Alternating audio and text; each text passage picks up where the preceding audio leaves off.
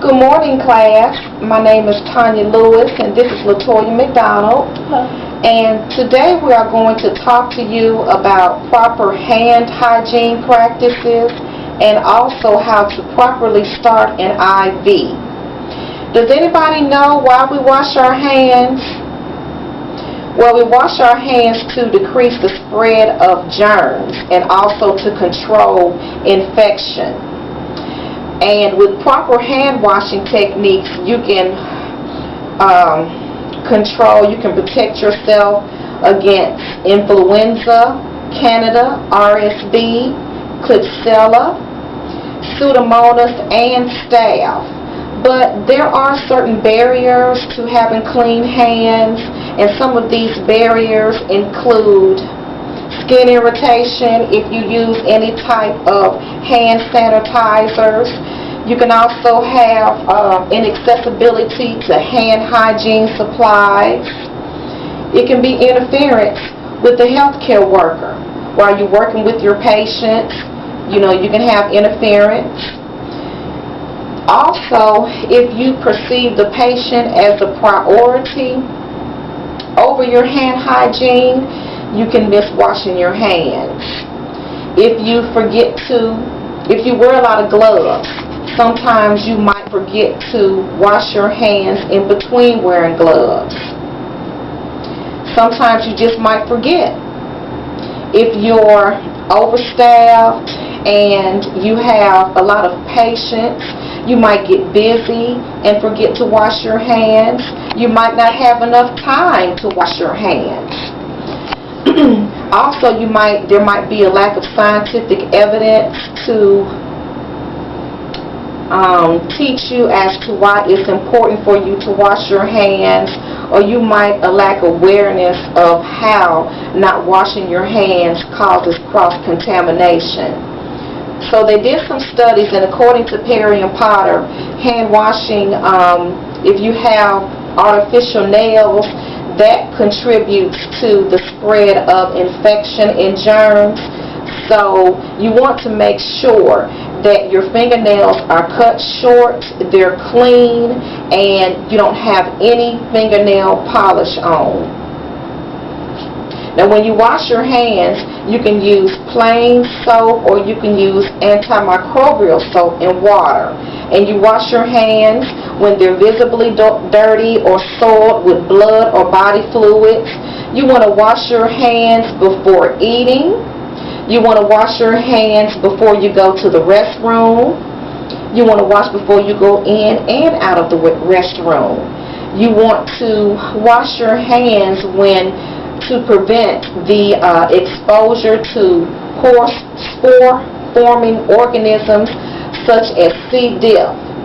Now, most people routinely use the hand sanitizer scrubs or the hand sanitizer when you are putting on your sterile gloves. You want to use the hand sanitizer before putting in an indwelling urinary catheter. You want to use the sanitizer when you actually start a peripheral IV catheter. If you have any contact with invasive devices, or after you have contact with a patient's intact skin, such as when you take a blood pressure or when you get a temperature on a patient, you want to make sure you use the hand sanitizer. When you are lifting a patient or you're transferring a patient from a contaminated body site to a clean body site, you want to make sure that you are using the hand sanitizer. When you come in contact with body fluids or excretion, when you come in contact with mucous membranes or with a non-intact wound dressing, you want to make sure that you use this hand sanitizer. Sometimes your hands don't look dirty, but you want to make sure if you go into that patient's room that you use that hand sanitizer. And always make sure that you use hand sanitizer when you're removing your gloves. Now, once we make sure that our hands, that we have went over the rules of using hand sanitizer, we want to go to the sink and we want to go over the proper technique of washing your hands.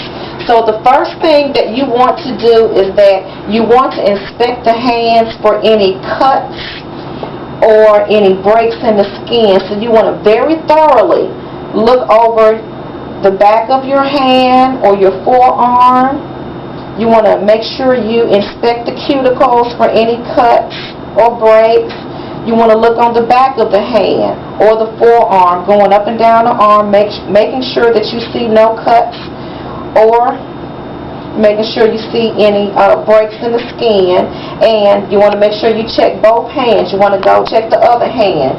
You're looking for any cuts or any breaks. You want to check the forearm and the back arm. Check the hands, check the palms, check in between the hands. Check your cuticles. Also, you want to check for any bruises or any open wounds. And you want to make sure that they are covered before you start with your hand washing practices.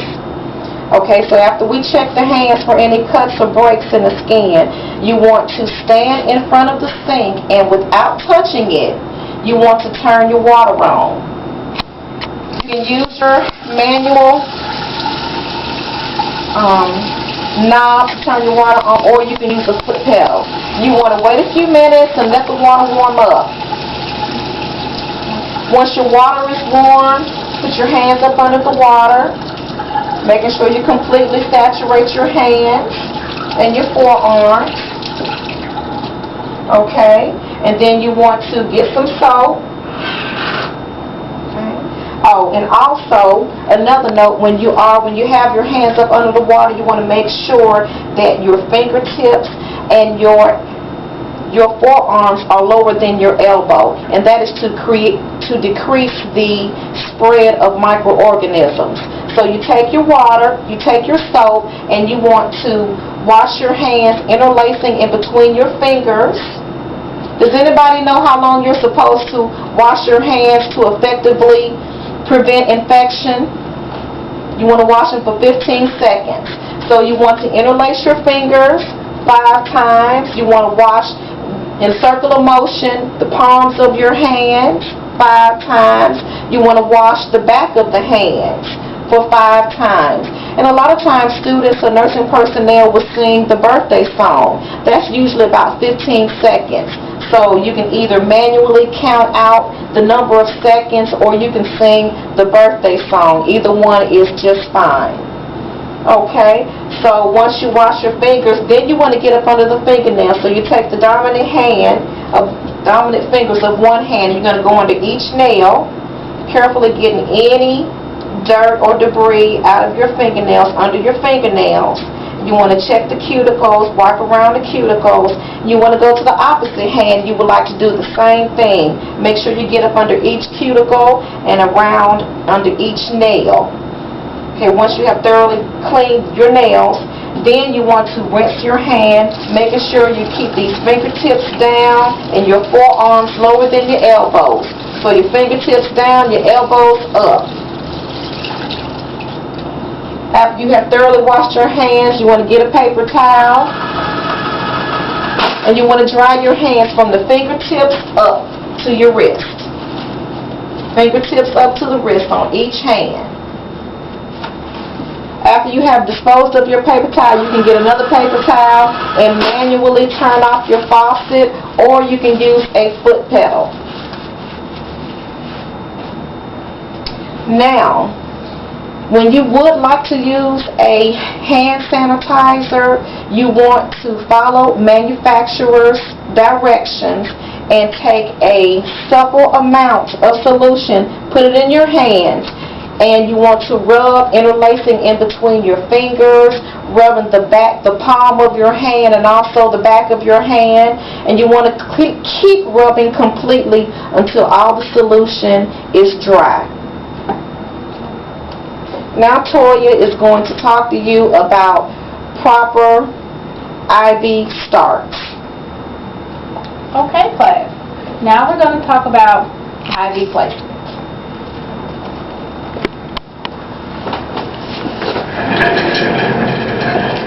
Vascular access basically when a patient's vein is entered by puncture of a needle or anything else to get to the patient's bloodstream. Basically, when a patient comes into the hospital, he or she does need some type of IV access, whether it be a peripheral IV, a midline, or a PICC line. Today we're going to concentrate on the peripheral IV and how to start that, but it is important to know the different types of vascular access. A midline IV is a catheter that's about 8 to 10 centimeters long that is placed into the patient's bloodstream to get different medications, antibiotics. Usually, it's placed when a patient is either difficult to stick and it's placed under ultrasound, or it's placed for a patient that needs IV access for longer than about 3 or 4 days. After the midline is placed, it's dwelled in the patient's arm for anywhere from 4 days to about 2 weeks or so. Another type of vascular access is PICC line. PICC line is a peripherally inserted central catheter, which means the PICC line is inserted peripherally through the arm, the upper arm on either side, and it is a central line, so it lies in the SVC or atrial junction. This type of access is usually for patients that are needing long-term IV antibiotics or chemotherapy or anything that the patient has to get for a long period of time. PICC lines are placed under ultrasound, and they're placed by either a trained nurse or a trained physician that knows how to use ultrasound and know the proper procedure for placing a PICC. But for today's lesson, we are going to be talking about peripheral IV placement. So basically, with the peripheral IV placement, this is the most common type of IV access that patients get when they do enter into the hospital. Most patients that come in, they come either the emergency room or clinic or by whichever method, most time needs IV access. And that IV access is placed by RNs or nurses that are trying to place any type of vascular access. The IV can be placed in a patient's, usually placed in the patient's arm or hand area, just depending on what exactly the patient has going on. IV medications, they act quicker than our oral medications, or if they were to get, a shot into a muscle. So a lot of physicians and a lot of doctors like for patients to have IV routes of medication versus other routes of medication. Okay? So today we're going to explain basically how to place an IV. Now that we have a little background on IV access, we are going to demonstrate on how to actually place one. So, the first thing we're going to do is wash hands, and if we just finished this demonstration, we should have good clean hands already. So we'll come in, see the patient, and we'll introduce ourselves. So for this demonstration, this is our patient. So come in, introduce yourselves, and tell the patient what you're going to do to them. Okay? So then you would select the arm that you would like to perform the venipuncture. We like to use the non-dominant arm if possible. So after we have selected that arm, we will apply a tourniquet to the patient's arm. And we'll apply that tourniquet anywhere from 10 to 15 centimeters above the ana cubital fossa, which we know as the AC. It will be here.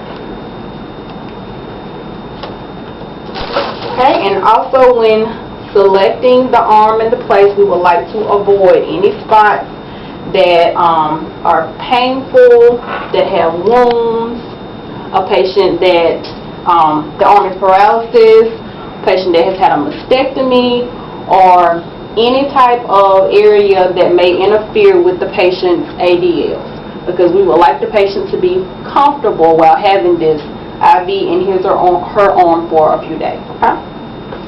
So after we have found the arm that we have and we have the tourniquet placed on the patient's arm, we're going to search for a vein. Okay, normally we like to look in the patient's back of the patient's hand and the patient's forearm to select a vein that we would like to perform the venipuncture. Okay, we would like to avoid the sites that are distal to previous venipunctures that may have infiltrated or sclerosed veins or, hardened veins or anything like that. We try to avoid those spots, okay? So after we have found our proper area that we're going to place the IV, we will release the tourniquet and we're going to prepare our site. Okay? While preparing the site, we will apply clean gloves.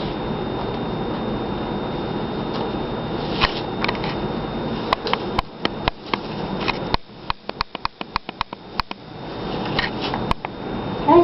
And we'll get ready to cleanse the site that we would like to stick. So we're going to take our antiseptic swab and we will clean horizontally and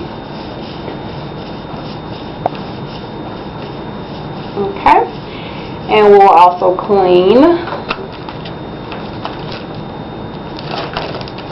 vertically.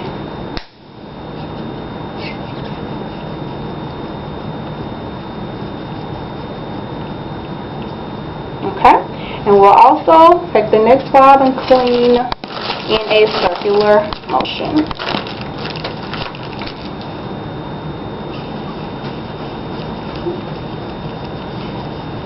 Alright, and after we finish cleaning the site, we're going to allow the site to completely dry before we make our venipuncture. Okay, and after you clean, you can ask the patient to lift their arm. In this case, I will assist, and you can put down a drape. Careful not to touch the clean site under the patient's arm, just in case we have any type of spillage or anything. Now we will prepare our extension set. So we'll take our extension set out and get a normal saline flush.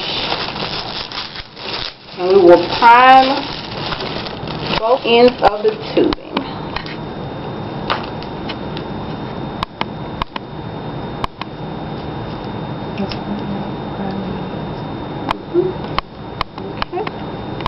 We'll prime the other end. Okay, and now we are ready for our venipuncture. So after we have completely primed the tubing, found the site, got our correct needle and catheter side, we will reapply the tourniquet on the patient's arm.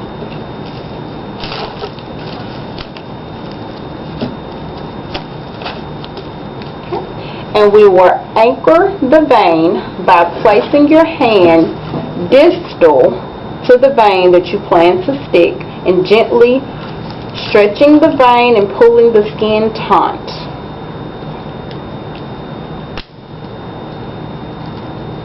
Okay.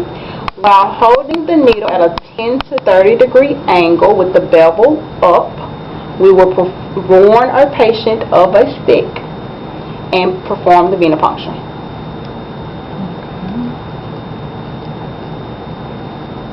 Okay, and after we got the venipuncture, we will carefully retract the needle, pop the tourniquet, hold our site secure, and apply our extension.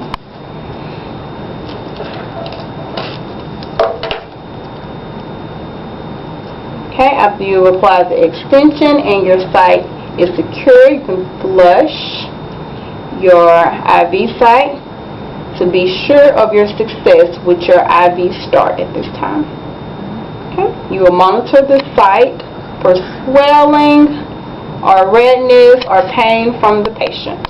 Okay, after you have successfully entered into the vein, then you can secure the site with the transparent dressing and tape.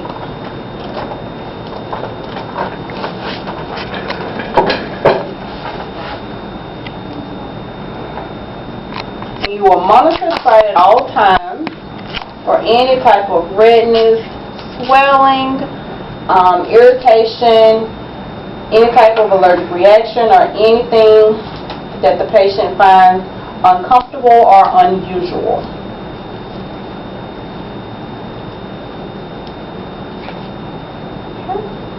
After that, you will just secure with another piece of tape, just to ensure that we are in the right spot and it stays for its allotted amount of time. You also can date and initial your IV and place that on top of the tape so that we will know when it is time to change. Okay? And also note that if there was not success with the first IV attempt, then we can try again, but get a different needle. Never use the same needle to make another attempt in the patient's arm. And also note that if you have tried twice, then go grab a coworker or let your coworker try, because we don't want to have repeated sticks by the same person on one particular patient. So after you have your success, you clean up and just let the patient know that that IV site will be in for a little period of time. Okay, well, did everybody start their IV? Everybody had a successful IV? I hope so. Okay, and now we have a little quiz, a little short quiz for you. Okay? Okay, students. We have a couple of questions that we're going to ask you, so we need for everybody to take out a pen and piece of paper. And the first question is, what instances should you routinely use alcohol-based rubs?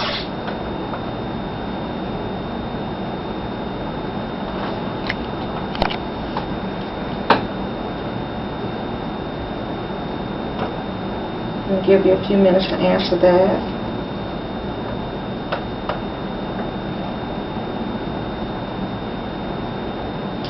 Question number 2, how long are you supposed to wash your hands?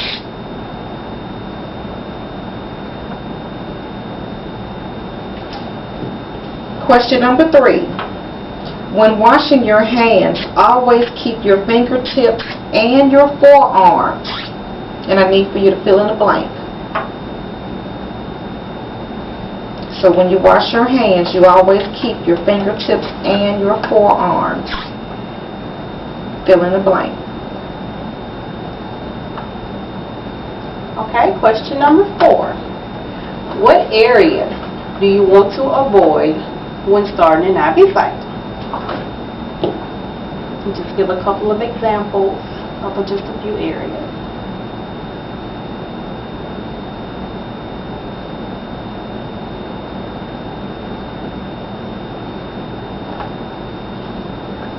Okay, question number 5. It is not recommended that the same nurse have more than how many attempts at starting an IV on one particular patient?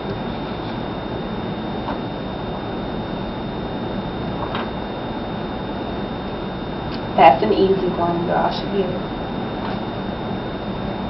Question number 6. During and after you start an IV, what should you monitor the patient's IV site for?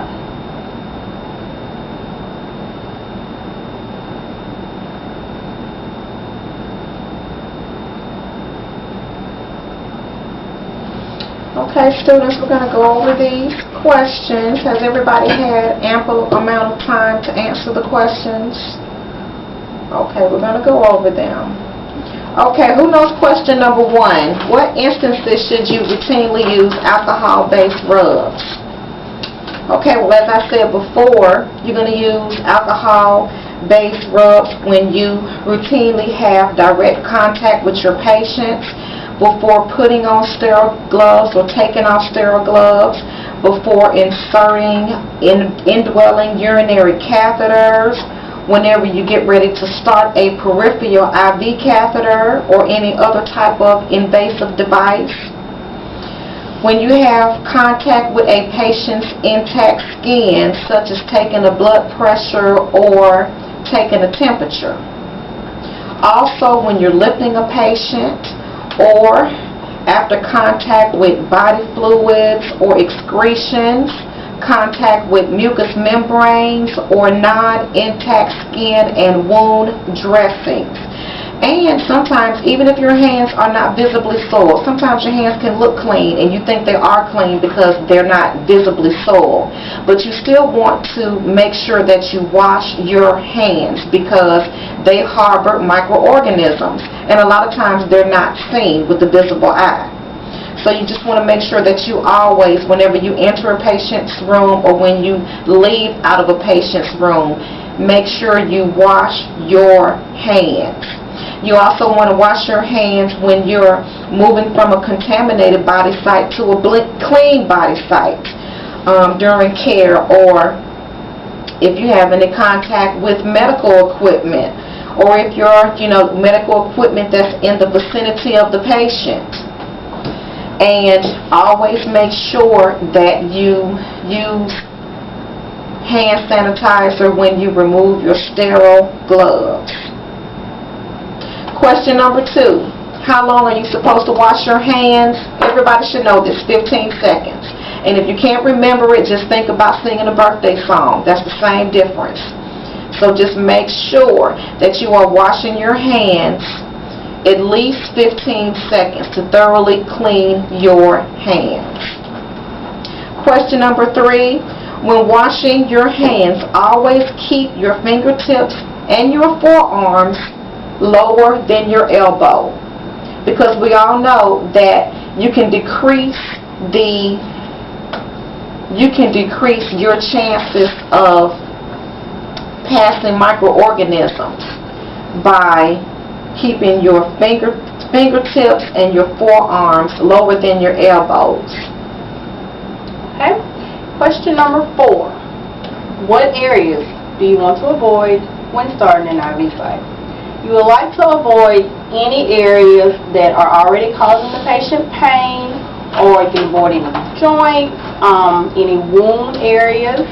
Avoid any areas of paralysis, OCVA, a patient that has had a mastectomy, or any other sites that are contraindicated for use.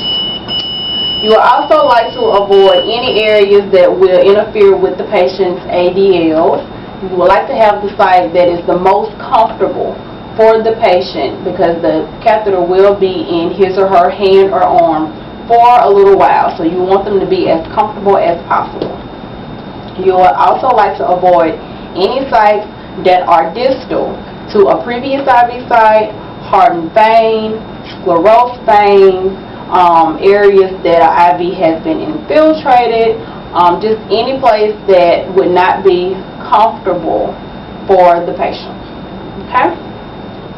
Question number 5. It is not recommended that the same nurse have more than how many attempts at starting an IV? 2 attempts. It is recommended that the nurse